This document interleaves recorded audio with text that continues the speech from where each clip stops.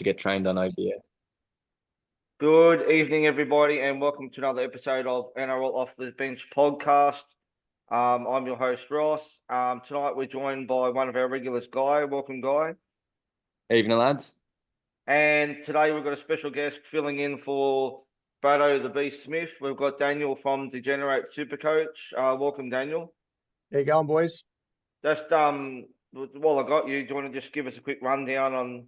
Obviously, you're on all the platforms and all that sort of stuff, and when you do your pods, and all that sort of stuff. Yeah, so I started my pod last year. It's on YouTube.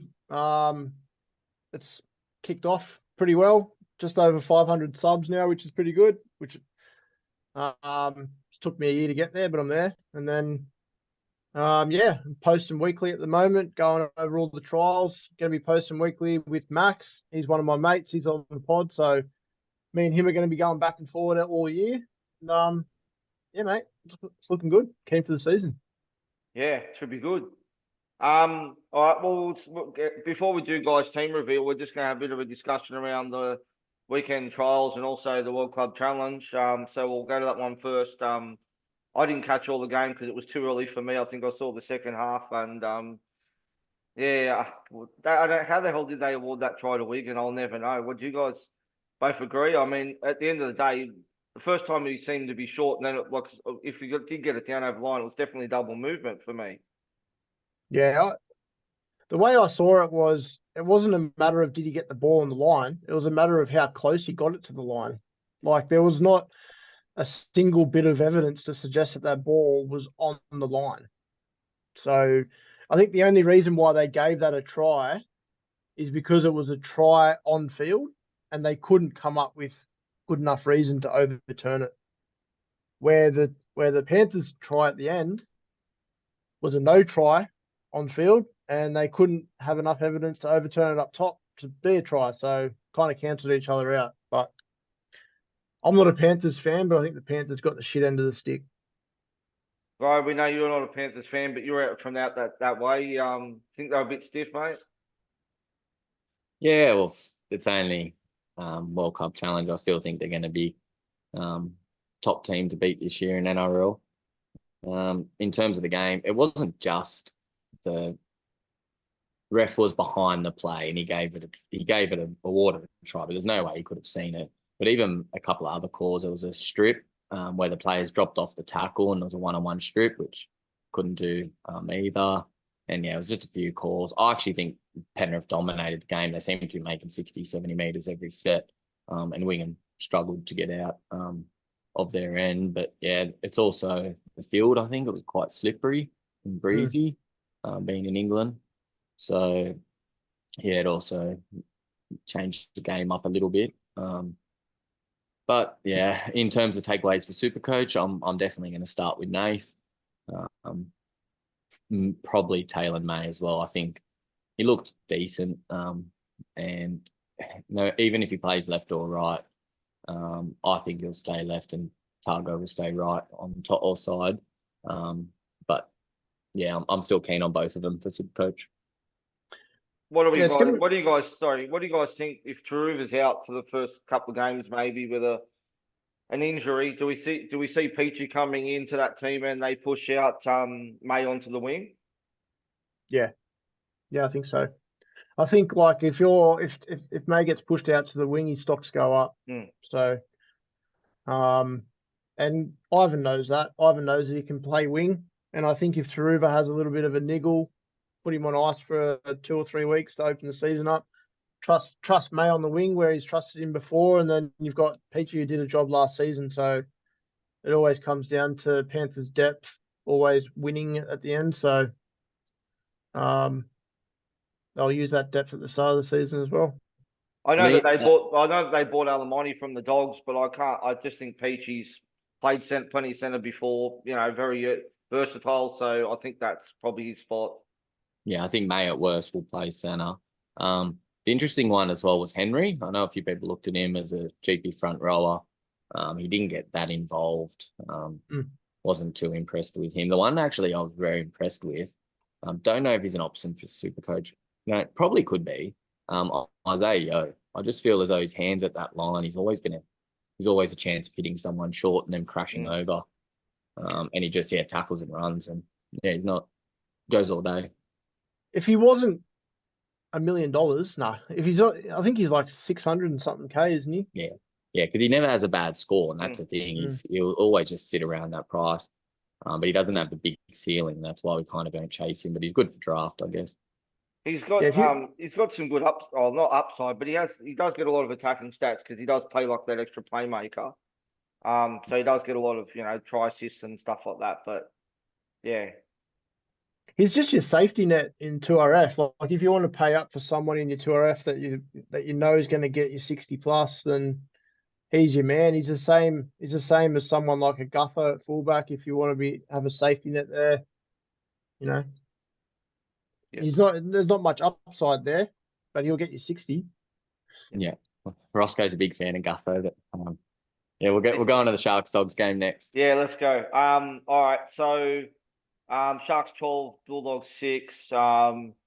Obviously, what do you guys take out of this game? I mean, obviously, we had Salmon start lock again with Curran coming off the bench and playing through the middle, who I thought looked really good when he came on. He had a good work rate. Other than him, I think Bronson Sherry wasn't too bad, but we still don't know what's going on there because obviously Jacob Praz has got to come back into that team. But I think the way that Blake Taft played, he could potentially miss out, and they could easily possibly put Stephen Crichton or someone else at fullback. Yeah, Blake Taft, he will be in New South Wales Cup within the first 10 weeks. And I think that window is a bit generous, to be honest with you. Yeah. I actually didn't mind Sherry. 21 runs, so his work rate was decent. There's going to be games where he does get attacked too, so I do think he'll have a ceiling. And Dogs don't have a bye relatively early, so he was quite good. Hutcho's the other one. If Sexton's not on the bench, I mean, a lot of people like Hutcho. He just tackles, has a lot of hit-ups as well for a half. It's quite a safe play, but again, probably no ceiling. But yeah, I didn't mind Sherry or Hutch. Well, Cherry had good runs. He had like 133 meters, like in 19 runs. It's not bad for someone who's had a few years off, but I'm just a bit hesitant on whether that creativity is there or not. Because, when you're coming up against proper first grade sides, is he going to have that attacking weapon in him to be able to just bust through and provide those tries and try assists? I don't know. Well, Sharks were a full side, apart from Hines. Yeah. The half, but so outside of his run meters, he didn't really do much, did he?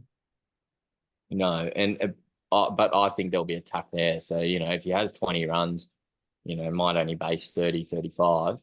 But there'll be games where he gets a try or even a double, just from his size. Kind of similar to Bradman Best. Doesn't go looking for the ball, but he's big enough if he gets a bit of space or early ball, he can do some damage. Yeah, well, you guys either keen on Mulatalo or Sione Katoa at all for the Sharks? I had Ronaldo in my side actually recently, but because the Sharks draw is actually really good. And if you actually have a look at the soft games over the course of last year and the year before, Ronaldo will get you 60, 70 plus. And it will just be, he will score a try. And it will come with a line break and it will come with a tackle break and all that. The back end of last season, he really fell off. And yet there was a lot of 30s and 40s and there wasn't really much going on. So I think it could be a pod play if you really wanted to go different, because he's only like 1% or 2% owned at the moment, which is crazy. The only thing for me with Mulatalo is that I owned him last year like a lot of us did, and he pumped out an 80-minute game last year for, I think it was 8 points. Yeah, that was first round. I think Brad's got him in to start as well at the moment, just because, similar thing for that draw. I haven't had Ronaldo, but I've had Sione, only because of the price. Sione's $4.90, I think, somewhere around there. And I think he'll go close to being top try scorer, or being top 5. I had Sione last year, and it was just meat and potatoes. There was a lot of It would be like his rounds would be like 40, 40, 40, and then he would get a good game, and then it will be 45, 50, and then it'll be a good game. And it was such a punish to own him for a large chunk of last season. And I was big on him, so I hope he I just think he's got this feeling like last year in the few you look at the 3 years before that, he was always about a 60 average. It was just last year he was down. Yeah, I don't know. I just think with that Sharks draw is not the worst option. Just last thing on this game for the Dogs, Salmon and Curran. Are you boys still keen on Curran? Because I've dropped him myself. I think that the Bulldogs signed him for a reason, and I think that whether or not we look too much into trials is another thing, but I think he will definitely start. But I don't know how many minutes he'll get. I think best case scenario, what will happen is he'll spend 50 to 55 at lock, and then he'll just rotate through the middle. So yeah, I there's don't. Yeah, look, I don't know what I'm going to do with him yet. I've got the cash here to upgrade him to Lukey, so I'm kind of contemplating doing that because I know it's probably more secure in regards to.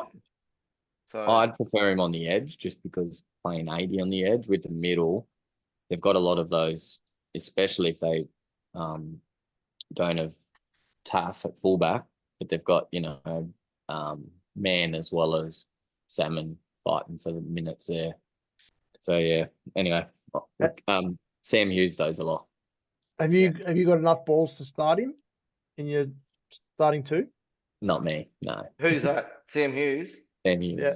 I'm tempted because I'm running Haas as one of my front row forwards, and the other three are all cheapies.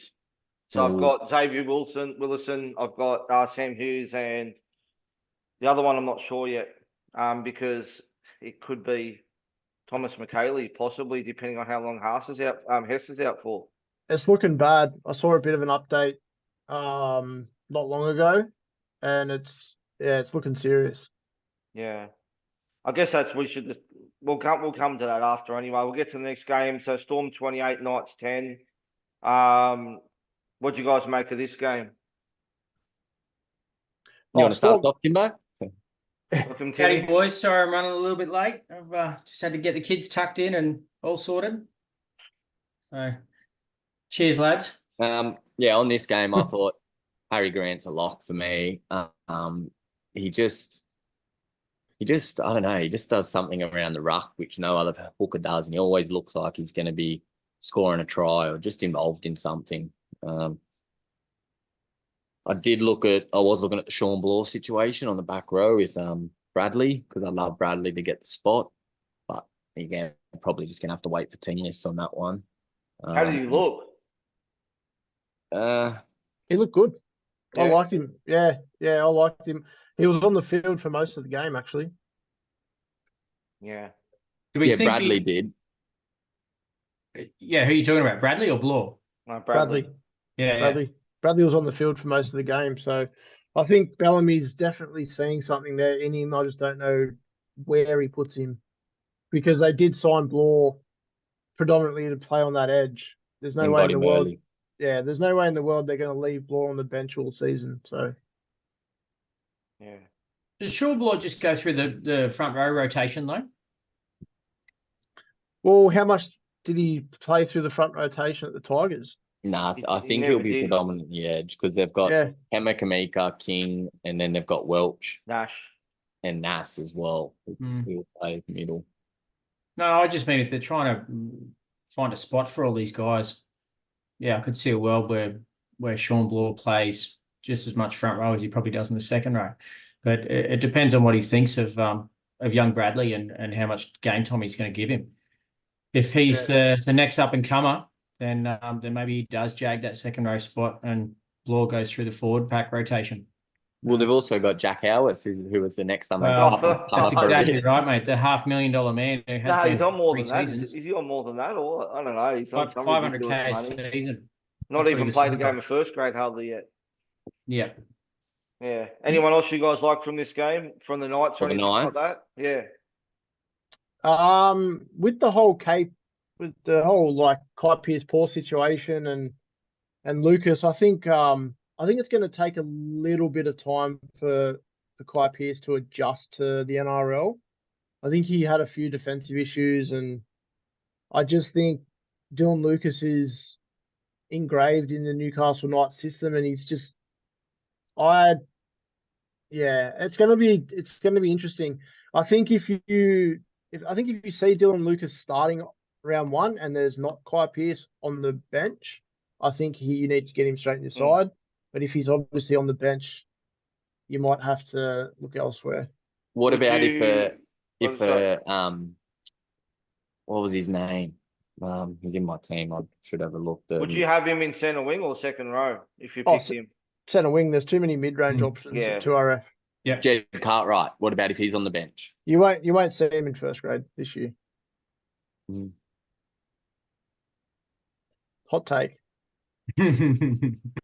Maybe during Origin. I That's about it. genuinely We've barely seen him. He's been on the scene for 2 or 3 years. We've barely seen him in first grade. Yeah. Full stop. I genuinely have no idea why he's 30% owned.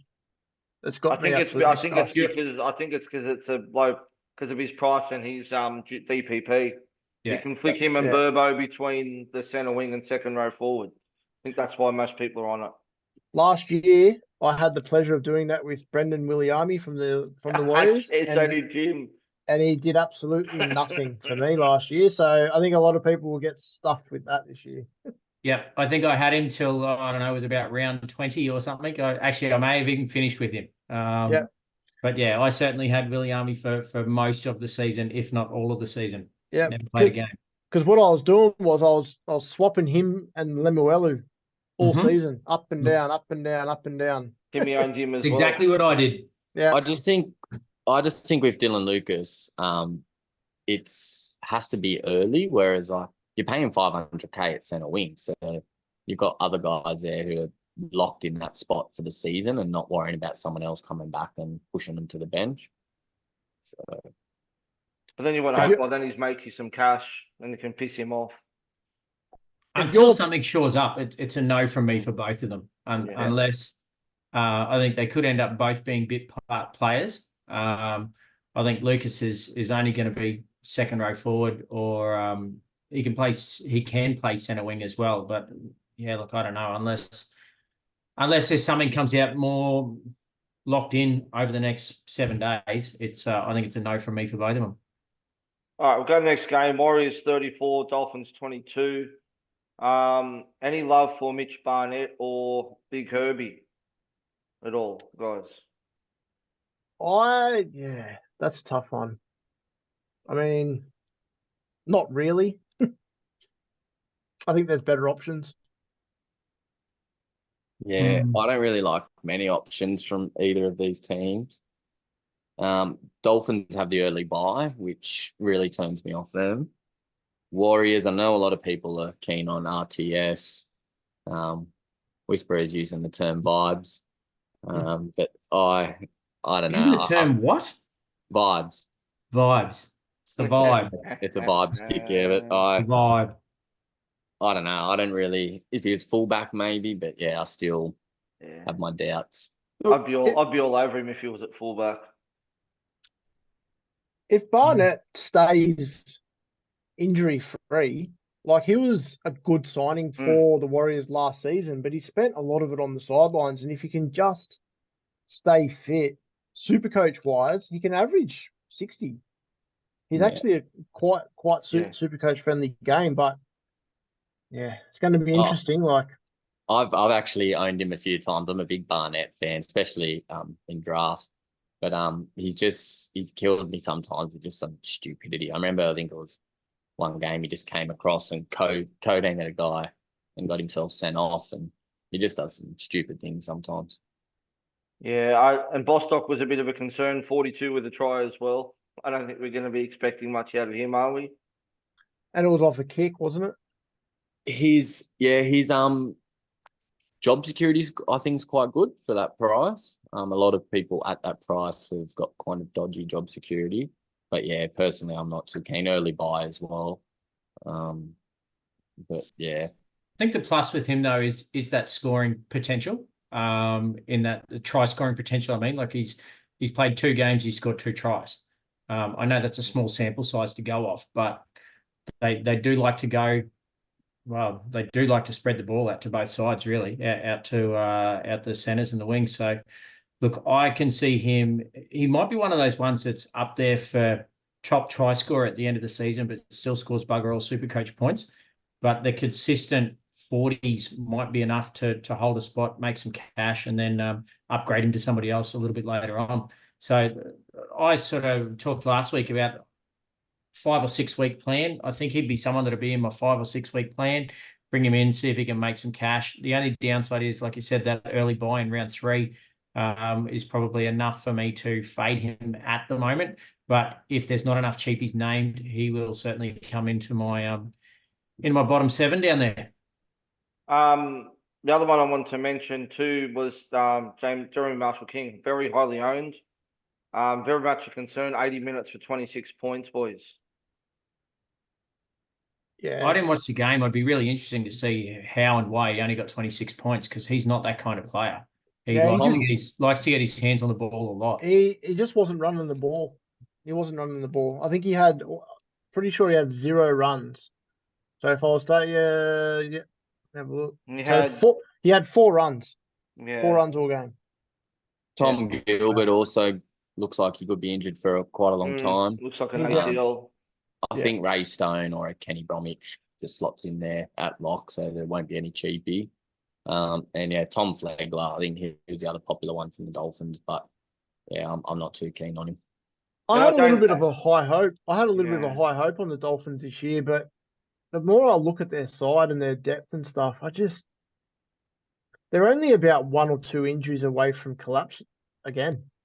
Yeah. Like they ended the year last year with depth problems from injuries, and I feel like they're just about to start the season with depth problems and issues. Mm. So, because look, with Flegler coming into the scene, I still don't think his minutes will go up too much with Gilbert injured. I think he's still going to be around that 50 to 55 minute range player.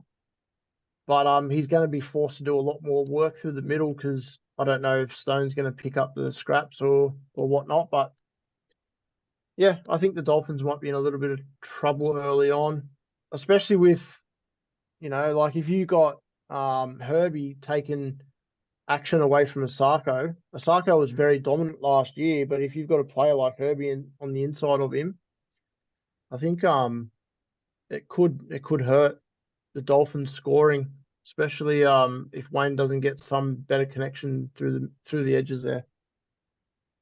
All right, go to the next game. It's Daniel and guys Dragons 34 against my shitty Tigers 18.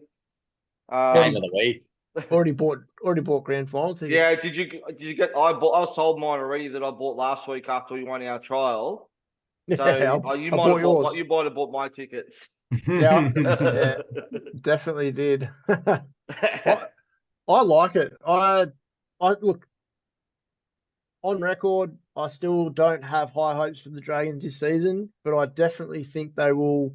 I think they won 5 games last season. I think they can maybe win 7. So, look, I think that if they can start well this year, especially with this soft draw, I think they can win at least 3 out of the first 5 games of the season. And if they can do that, they're over halfway to how many wins they got all of last season.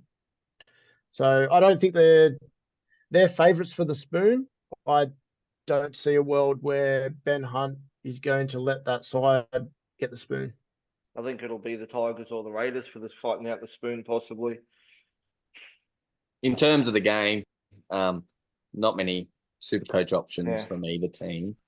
I like Sewer, but yeah, can't go in for Classic. Tigers, I was looking at Caesar. Not really interested. The only other one that I have really looked at is Appy with the goal kicking. I know a few people are keen on him. But yeah, I think I'm just going to have to go Harry. I was looking. He had 6 runs yesterday for 14 metres. That's a bit of a concern. I really like Seyfarth at lock. Yeah. 13. There's a few people that are on him. 300k. Jesus. Mm. Yeah, it's him and Pole. I think Pole also will kind of, just depends on the minute split. Yeah, especially Galvin. Like, if you actually have a look at your side, and put Galvin there at 5'8", he's 200k, and he could be a utility that could make you 150k. Mm. I mean, if you look at your backup 5'8" slot, it's absolute rubbish. Yeah, my only worry is Talon Silva. I mean, I don't know if Appy can play 80 minutes every game, so I think they might carry Talon Silva to play 20 minutes just to spell him. But yeah. I don't The know. hardest part with the Tigers, I think, is the fact that they've got the bye in round one. It just scares me off a little bit with the early price rises. I do like the idea of going Appy, I think from memory is 50 or 75k or something cheaper than what I've gone with Robson. So it was sort of something I've tossed up with early this week. Appy's more expensive than Robson. Sorry, didn't I have? I thought I had Robson. Oh, it doesn't matter. Move on anyway. But yeah, that was something that I was toying with, swapping the two. I thought Appy was cheaper, but yeah, the other one, yeah, like you were just saying before, a lot of people were pretty keen, or Seyfarth keeps popping up in a lot of people's teams, and I was really interested to see how this game went, but I was out and about doing stuff at the time. Did he get big minutes? Yeah, he played most of the game. Like, not most, but like he definitely played enough. I think it was about 60 minutes he played, so it was pretty decent. I wasn't too keen on I think Caesar's gonna trap a lot of people as well. He looked very blasé, especially without goal kicking as well. Obviously Appy's taken the goal kicking, but I think a lot of people are going to get caught between whether or not they want to keep Appy because of his goal kicking, because there's every chance in the world that Appy comes out and has a shocker for the first few weeks goal kicking, and Caesar takes the reins, and then all of a sudden you've got Appy Coruscant struggling to score you 55 each week. I just think if you're starting Appy, it needs to be with a gun like a Harry Grant, because if you got Hands or Lussick as your backup hook and you've got to play them round one, I wouldn't be holding on any hopes for any decent scores. Yeah, that was my biggest concern. Looking at swapping Robson to Appy, that was my biggest concern. Is I'm going to run one of the power hookers as my second, and just didn't have the faith in whichever one's going to get the minutes. All right, we'll get through today's games then. Raiders 26, Cowboys 36. Not a good looking injury for Cohen Hess. He's done his knee. Obviously, wait for scans tomorrow and see how bad that is. Which could bring Thomas McHaley into the equation at 239k. He's never really been Supercoach relevant, but it's all going to depend on what sort of minutes he can get. I don't know if I'd start with him. I'd want to see him for a couple of games first before and see what his role is and how many minutes he plays. The other one for me that I thought was really good was Easton Strange as well. I think he's locked down that 5/8 position. He was really solid in defence. Hayer Weeks didn't exactly have his best game. What about you guys? What do you guys take out of this game? Yeah, I mean, Strange looked really, really good. He's going to be suspended for the first couple of weeks, though, which is going to throw a spanner in the works. But I liked it. He done a kick chase try himself, convert. Yeah, I think you definitely still start him as of course. Yeah, extra number on the side. Weeks, I still think I'll go him as long as he gets that 6 spot in team list. Well, that's what I think. No, I think Strange will get the 6 spot over Weeks. Yeah, but not if he's suspended for the first couple. No, of years. This is where things are going to get real tricky, and this is what everyone's really worried about. And I mean, I'm in the same boat. I've got 3 or 4 Raiders players in there. As much as I hate the Raiders, well, that's the thing with Ricky. This is what's going to be tricky. Is if we're only talking round 3 before, what's his name comes back from his suspension. So Seb Chris. Yeah, Seb. So that's what the problem's going to be. Is he's got to start. I'm sure Ricky, as much as he likes to chop and change, he's probably going to want some kind of consistency at the start of the season. So is he going to bring someone in take him back out, bring him back in, take him back out in the space of 5 rounds or something like that. That's just bonkers. No. Well, maybe you can go all three, and then he has to pick one of them, because the other one's Kotrich. He's only like 270. He actually scored a try today and returned. So there's him, there's Schiller, there's a few around that. Yeah, see, Schiller's the one that I like. I don't think he'll get picked, but he's the one I actually like in there. He had 80 minutes today for 6 points. Oh, really? Mm-hmm. Yuck. Yeah.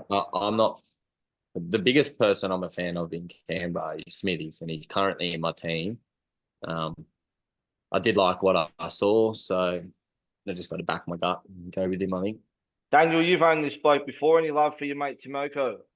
He absolutely burnt Val Holmes today. Yeah, I owned him for a little bit last season, and I don't think I'll be doing that again. I think you and I jumped on him last season about the same time, Dan, and both thought exactly the same thing.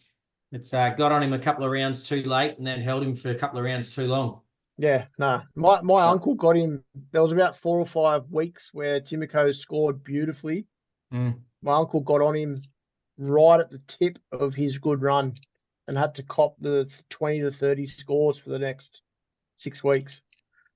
So I think Timoko went from like 650k all the way back down to 400 in the space of 8 weeks. I think it was even quicker than that. I think he lost the cash faster than he gained the cash. So yeah. In terms of the Cowboys, I was impressed with a couple. Drinky, he's loves that cutout ball. He's got a great left to right pass. Kyle Phelps can score a few tries. Why couldn't you do that last year when I owned him? But anyway, well, he scored 3 tries. He scored 3 tries today and should have 4. But anyway, I know. But yeah, I think there's just so many options at fullback. It's hard to fit him in. And Lukey, if that Fini Fuwayaki is not on the bench, not in the 17, I think I'm locked in. But if he is there, I'm still a bit hesitant, because if you're not going to get the 80 minutes, he's like 470. He's approaching. You still have to go like, see, if you get 60 or 70 minutes, there's nothing wrong with that at his price. Yeah.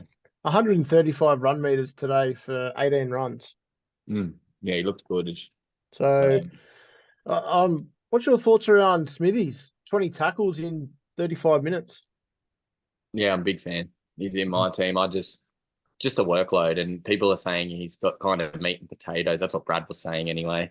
And that he has got no upside, but for 340k, he's gonna make his points break even in just tackles alone. Yeah, if he's making 50 tackles a game, it's a no-brainer. He'll go up 150k in no time. I didn't catch this game, boys. What were your thoughts on Labert? Just looking at his actual figures, suggesting he finished on 81 Supercoach points. Yeah, Labert looked good. Yeah. There was a try that he did score, which pumped his Supercoach up a bit. That was a bit like a blessing in disguise for him. Like he broke the line with a player on the floor, which normally would have been there, and he crossed over for a try. So he obviously got the line break. He got a tackle break, line break, and the try. And it was a very, very easy try as well. So he's not going to get that every single week.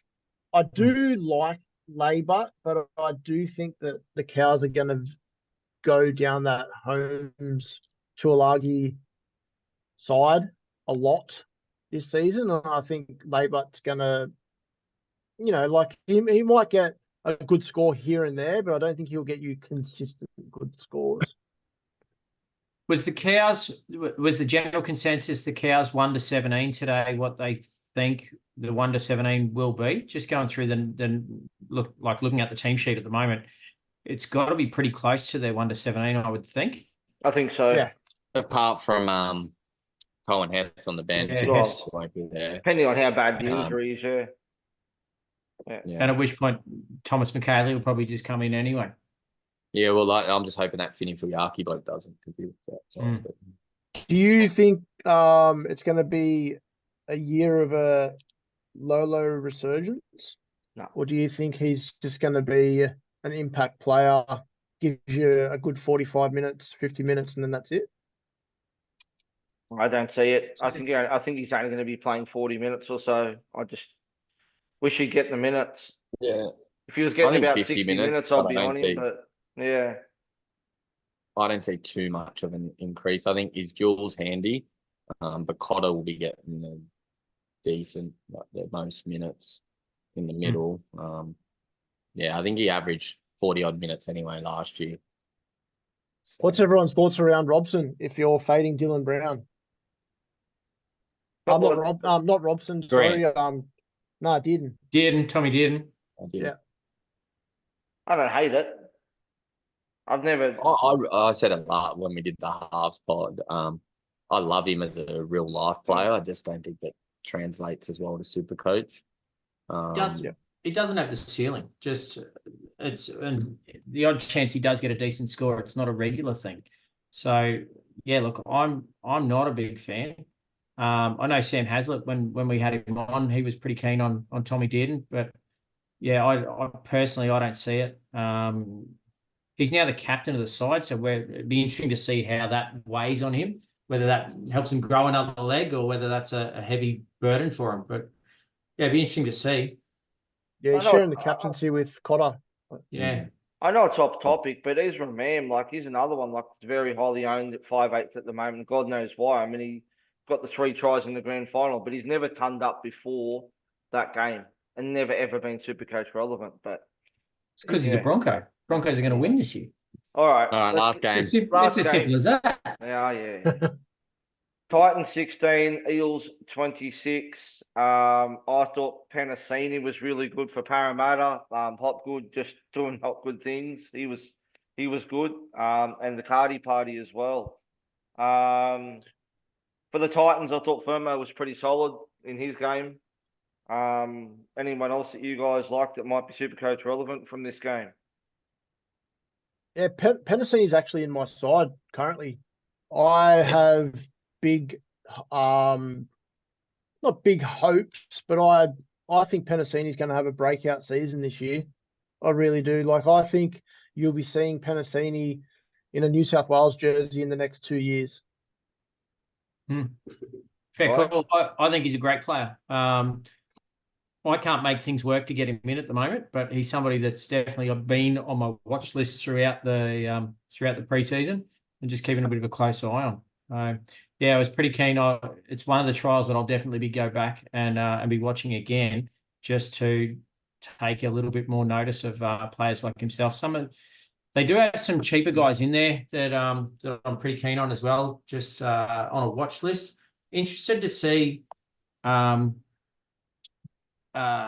Mental block, the Paulo. I want to see how Paulo goes. If he can get back to the way that he was playing a couple of seasons ago, then I think he's got a ceiling there that he can hit and hit pretty easily in comparison to where he's priced at the moment. So just one that I'm keeping a bit of an eye on, as opposed to some of the other front row options that everyone else seems to be going at the moment.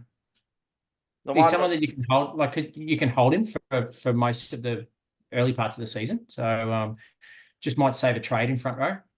The one that I'm really interested in, I know Brady's as well, is Womer Greg, but I just noticed today he didn't even play in this trial. I'm not sure what the go was there, why he didn't play.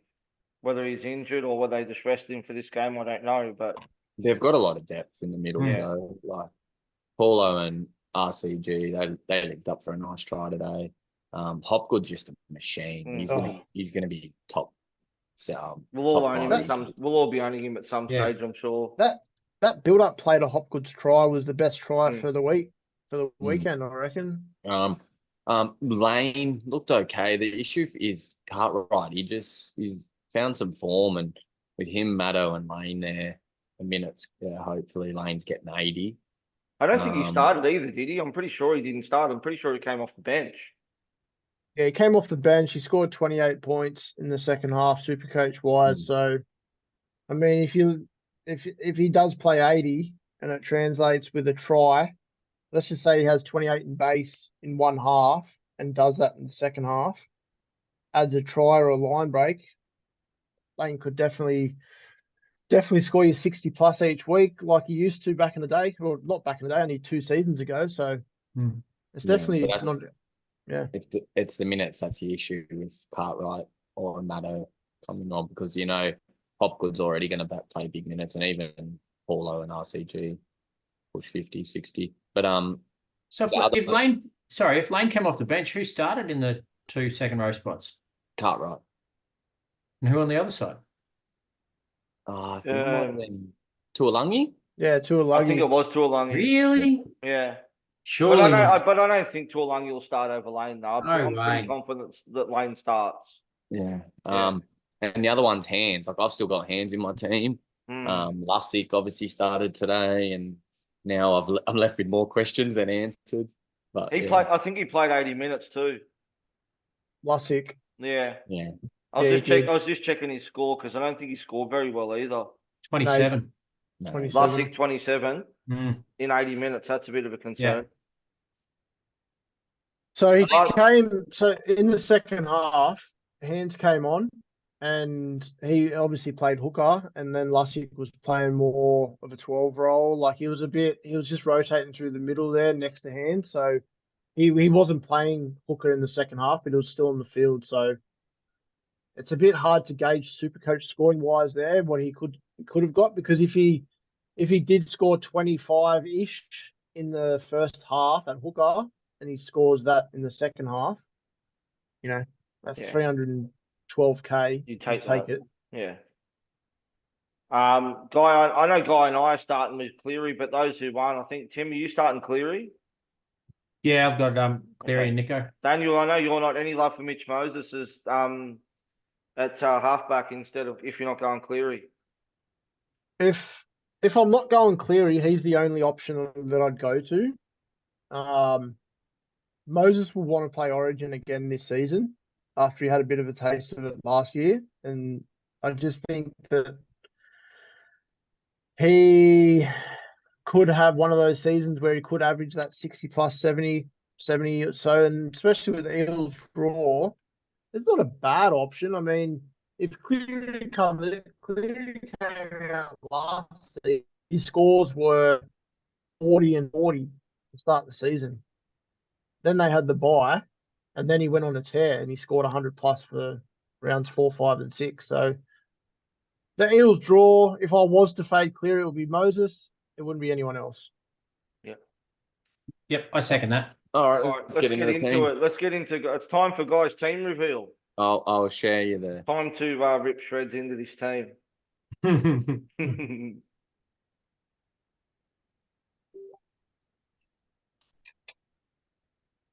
All right. Run us through.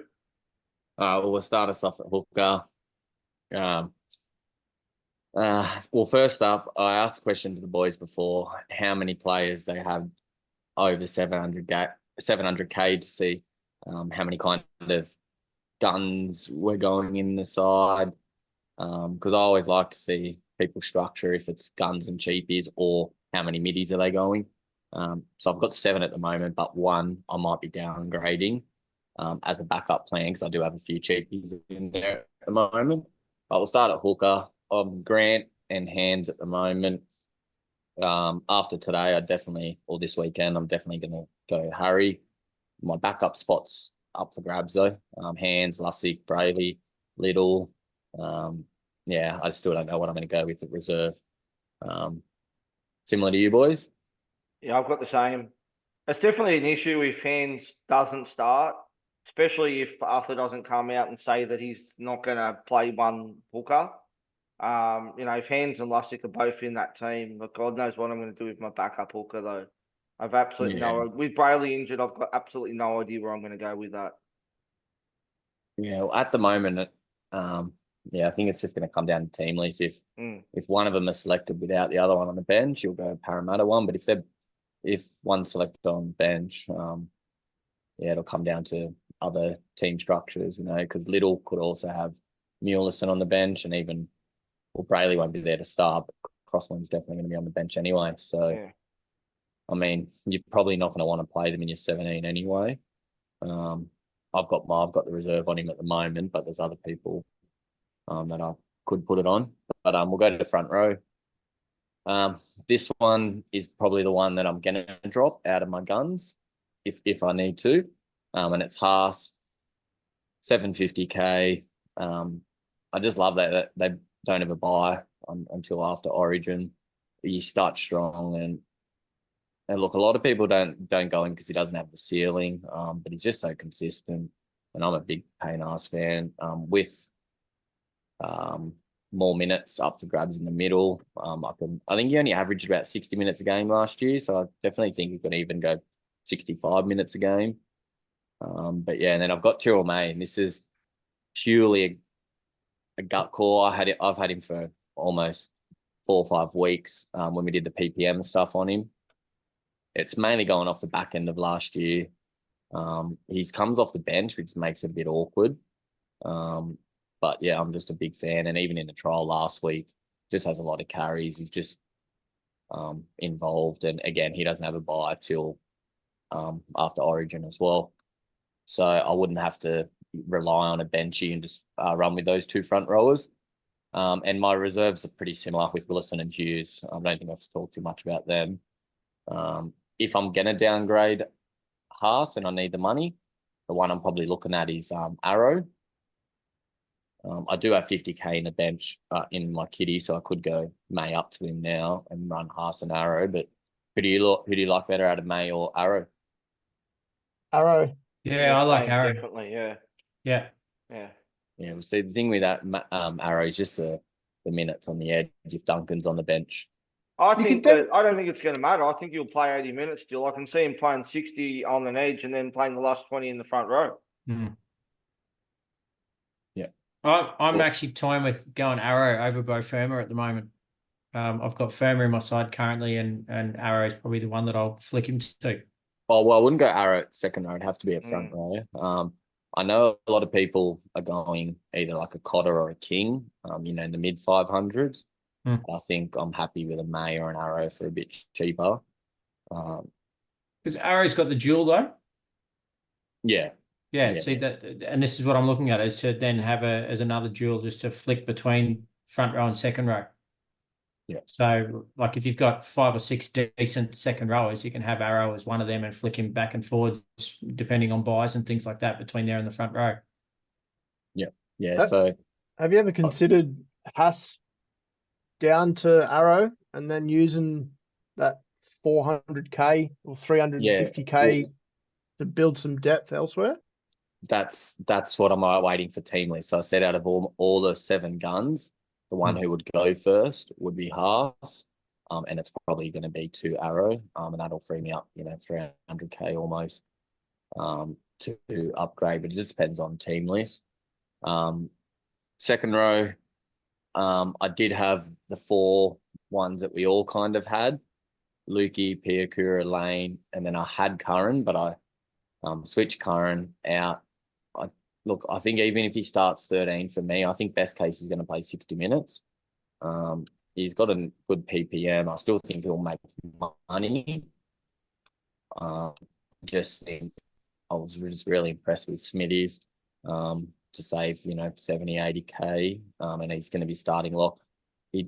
I think 2 games, definitely I'll have him in my 17 as a play until Horse comes back, but hopefully he plays his way and stays at 13. But yeah, if not, can reassess then. And then I've got Cartwright and Fafita. Well, Fafita, I think he might get a bench spot for the Dragons. I think he's pushed ahead of Egan. He's got a bit more size, so he can play through the middle. And Cartwright's only, like I said last week, for the flexibility with Burbo, to if I need Burbo to come up at second row, I can switch him. But yeah, But I'll probably hope that surely, he doesn't. but surely if Leilua comes into that team, then Fafita will go drop out, right? You wouldn't imagine he'd be in the 17. Because like Leilua would probably take the edge spot, won't he? And Tom Austin, who'd go back to the bench. Maybe, but then we also Think so. need middles. They could have Eisenhuth. They could go for heaps of players, but we'll see. The main thing is his duel. So, like Timmy said, if Haas or if Willison or Hughes do become a play and you can play them as your 17th player, then I could downgrade May or trade May to a second rower. and then play Willison or Hughes. So the But dual you won't. display. But you won't pick for Feeder in your team if he's named on the bench round one, will you? Surely, you just become No, but I'll be looking. nightmare. I'll be looking for duels. Yeah. Just to give me that flex. I hate not having a dual front row and second row, just And- one of them. But if So I you like have you just said, swap him Arrow, out to. So you just swap him out to enough then. yeah, Arrow might be that duel Yeah. that I take. But yeah, I'll just wait for team list. Yeah. And then yeah, halves, Cleary, Hines, Brown, Weeks. I think it's the exact same as Roscoe. and me. Not Nelly. Nelly. The only one I considered Brown down to was Munster, because I'm a big fan of money, but they have the early buy, which threw me off. Cause already having Grant in there. Hines and Cleary. That look, my third option. I know Dan said before his next bet is Moses. I think my third in line would be DCE, but either way, both him and all the rest are well below Hines and Cleary, and it's just making your way up to them. DCE. No love for Sam Walker with the goal kicking. I reckon Not he's yet. an option. Yeah, I like him, but I just feel as though if I start him, it's just like, when am I going to be going him to Cleary? Like, I'm going to be wanting to do that early. Who's the cheaper out of Walker and Moses? Walker. Yeah. By a fair bit. Walker's about 500, 600, isn't so he? you have to Yeah. make up about 300k to Cleary. Yeah. And then yeah, my centre wings. This is where I made a change last week. So I have Taylor May and Corey Oates. Like I said, with Oates just on that left wing outside Reece Walsh. Hopefully he can do what Drinky did today and just throw a few cutouts for Corey. I have Corey with Sion Katoa as Smokies for top try scorer for the year. So I thought at 450k, I think he's locked in that left wing spot. So I'm happy to run Corey Oates. Taylor May also happy to run. I think at worst he's going to play centre, which I'm still happy to take him anyway. And then yeah, after that, Sherry's my third choice. I have looked at going him to Hutcho, similar price. Yeah, I think Sherry had enough runs today. Like I said, I think there'll be a couple of games where he gets some tries and has a ceiling on him. And then Burbo's my fourth centre wing. And like I said last week, I'm happy to play him in my 17 if he's starting on that second row, similar to Smithies. It might only be for a few weeks until Schuster pushes him out, if that's the case. But yeah. And then the bench, Strange, Bradley, and Stewart. Stewart, I'll probably go to if the cheapies don't go my way and I do downgrade Haas, I think I'd go Stewart up to Salmon probably before I go Bostock. I'm not the biggest fan of Bostock. Would you consider bringing, like this way you've got your team set up at the moment, bring Cardi down, and then do something different up in second row? Like look at a Seyfarth or something like that, as opposed to bringing Cardi down and then like a 330k second rower as opposed to a 330k winger.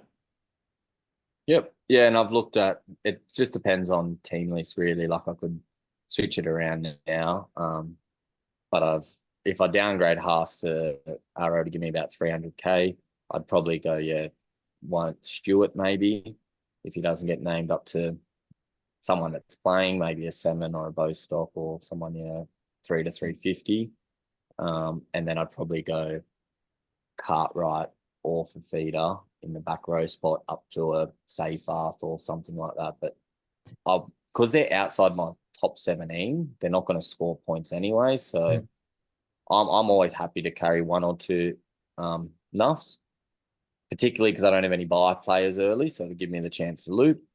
And I just know from years before, I've had the likes of, I think his name's banned on our podcast, but we've had a few plotter front rowers, including Ben Murdoch-Masila, who's an option this year, but they just don't make any money and they end up, being an AE nightmare. So sometimes a dual nuff's actually more worthwhile to me.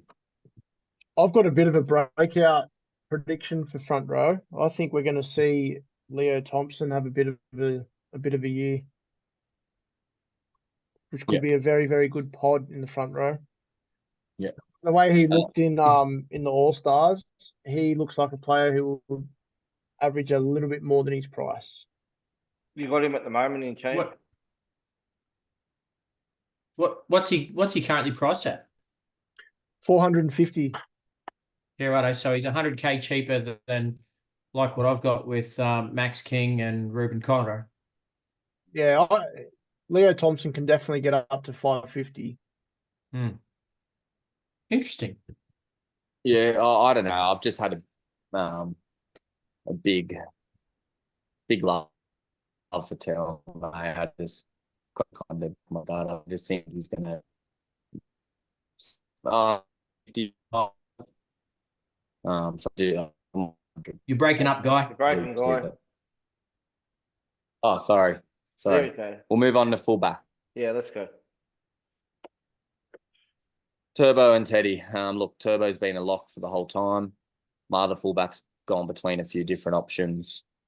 I did have Latrell. I've gone Teddy at the moment. After his trial last week. I'm confident Teddy's gonna, maybe average 75-ish. And just for his price, you got him and Pappy as a cheaper option. I don't think I'm going to spend up on KP after I did it round one last year, albeit at 5'8", it was a bit cheaper. But just with his injuries, it's probably going to be, if it's not going to be Teddy, it'll probably be back to Trell. You don't like Pappenhausen? I did, just coming back from an ACL, and not goal kicking, and they have the bye round 4. It was similar with Munster because I've already got Grant. I didn't want to have too many Melbourne players, but after that bye, definitely could maybe go down to him if he does start strong. It they was, also play Penrith round 1, is it? I don't think Pappenhausen was coming back from ACL. It was his shattered knee. Yeah, he had his the horrible. And then he snapped his ankle. Really bad case of pneumonia, I think. Yeah, I think it's worse. I think he had just about everything replaced in there, wasn't it? Look, Yeah. I know we talked about it when we did my team reveal. I've gone basically dollar for dollar with KP and Paps as opposed to Turbo and Teddy. We did talk about it briefly on the show, and yeah, I honestly think KP and Paps will outscore Turbo and Teddy this season. Assuming, taking for granted that all 4 of them stay on the park, I think KP and Paps will outdo Teddy and Turbo. Yeah. Well, it's just that early buy, like I said, because I already have Grant. I didn't want to carry too many Melbourne players, and Teddy doesn't have, and Turbo both don't have a buy. Yeah. See, I've gone Robson over Grant for that same reason, but I've got Pappy as my backup fullback, but at the same time, I'll definitely be playing him week in, week out. And yeah, the other option that I was looking at, if not Corey Oates or Taylor May, I was thinking maybe go to a Sione Katoa, or you could even throw Dylan Lucas in there about 500K, but it all depends on where you kind of want to spread your money out. But at the moment, that's what I'm running with. But yeah, my backup plan is Haas, dropping Haas down to a midi. Say if Teamsley comes out and Cartwright and Fafita don't make the bench, what happens? But then I'll downgrade Haas. Well, it depends if other people pop up that are in the 200 to 300K bracket. But probably, like, I could throw Turbo if there's a centre wing that pops up. Then I'll throw Burbo where Cartwright is and suck Cartwright. Yeah. But yeah, if I do need the money and I've got, look, I'm probably two nuffs would be the most that I'd be willing to run with. And it you kind of want them to come and appear, or one of them anyway, I'd want to appear later on in the season. So yeah. How much cash you got left, Guy? 50 or 48.5K. Yeah, it's really interesting. Your team looks really similar to mine, but I don't have Harry and I don't have Payne. And just sort of even looking at it, I'm trying to work out where the hell the money's gone. Yeah. Well, that's what I mean. I kind of look at the moment, I've always been someone who just looks at the 17 players who you're going to score from, and wait for team lists for the cheapies. But you're always going to need a backup plan, and who to sell and who to make money off if that's the case. But yeah, I think Roscoe said he was about the same with 7 players, so he's at the moment similar to me, hoping a few cheapies gets named. But yeah, I think. I think that's what I'm running with till team list, but a lot could change, especially with the split team list. It's going to make things hard. I've got quite a few players who are actually going to play in Vegas. Both my front row, I've got a back rower, and then I've also got both my fullbacks, and I've sent 2 centre wings, Burbo and Oates. So you got about 7 players playing next weekend. I've got Tupanua currently in my side. It's just going to be a wait and see what the bench makeup looks like for the Roosters, because if he starts on that edge, Tupanua can definitely go back to what he used to score, which was 55 to 60 week in, week out. So yeah, I've got him too. But as you said, depends on the makeup of the bench. I'm really keen on him at that price. I think surely he's 430 or something. About 390. He's 398. Wong's I think the most. He's like 460 odd, and then Crichton was in the middle. But I think because I was going to go Lukey to Tupanua, and that's almost 100k or 70 odd k. But yeah, I think Lukey can get 80, where I don't think any of the Roosters back rowers will. Yeah. I had Wong and went Wong to Lukey a couple of days ago for much of a muchness. I think it was about 10k turnaround. But yeah, it was basically a placeholder till the Roosters teams get named and see which of those cheaper second row options actually gets the spot.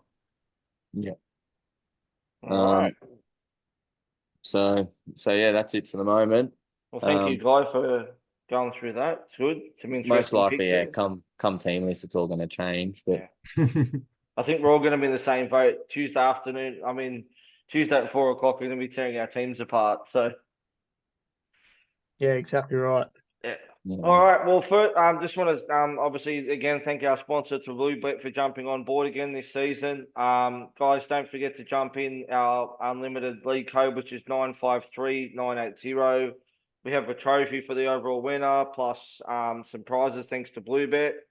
And also we've got the tipping comp, which is 489411, which is also going to have some prizes with that one as well for weekly and overall winners. And we have, I think, 2 spots left for our seeded leagues for anyone who hasn't jumped in yet. Dan, are you in a seeded league yet for us? You're in one, aren't you? Yeah. All right.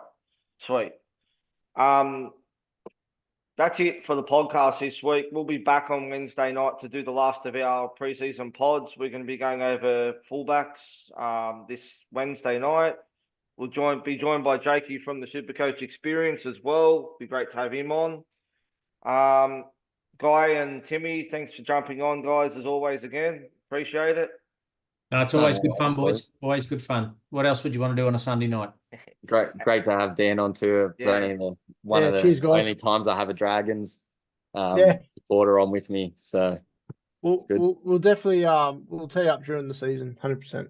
We'll definitely get you back on again. And guys, don't forget to check out these podcasts, Degenerate Supercoach. It's available on YouTube, on wherever you can find all the other usual suspect ones. Just type in the podcast. Just type in the Degenerate Supercoach and you'll find my ugly head. We're also running. Do you live in Wollongong? Yeah, mate. Yeah. Oh, nice. Yeah, we're also running a league as well. Jersey up for grabs and a trophy. The league code is 255391. We've currently got 327 degenerates signed up. So get in there, and if you win, jersey and a trophy.